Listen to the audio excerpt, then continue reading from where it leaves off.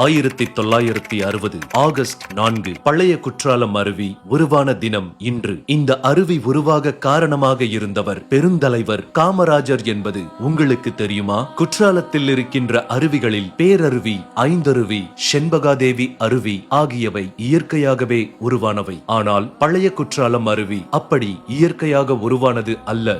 1960க்கு முன்பு இந்த அருவி குளிப்பதற்கு ஏற்றதாக இல்லாமல் சுமார் 200 அடி உயரத்திலிருந்து செங்குத்தாக ஆக்ரோஷமாக விழுந்து கொண்டிருந்தது. அப்போதைய முதலமைச்சராக இருந்த பெருந்தலைவர் காமராஜர் அவர்கள் ஒரு முறை பழைய குற்றால அருவியை பார்க்க வந்திருந்தார். இந்த அருவியை மக்கள் பயன்படுத்தும்படி செய்ய முடியாதா என அருகிலிருந்த பொறியாளர்களிடம் கேட்டார். பின்பு அவரே தண்ணீர் விழாத காலத்தில் மலையை படிக்கட்டுகள் போன்று செதுக்கி விடுங்கள், இதனால் தண்ணீர் செங்குத்தாக விழாமல் ஒவ்வொரு தடுப்பிலும் விழுந்து வேகம் குறைந்து கடைசியில் மக்கள் தலையில் விழும்போது பூவாளி தண்ணீர் போல விழும் என்றார். அவர் சொன்னது போலவே மலையை செதுக்கி முடித்த பின்பு மக்கள் குளிக்கும் வகையில் அழகான நீர்வீழ்ச்சியாக உருமாறியது பழைய குற்றாலம் அருவி. 1960 ஆகஸ்ட் 4 அப்போதைய முதலமைச்சர் பெருந்தலைவர் காமராஜர் அவர்களால் பழைய குற்றால அருவி திறந்து வைக்கப்பட்டது. இதற்கான கல்வெட்டு பழைய குற்றாலத்தில் இருக்கிறது.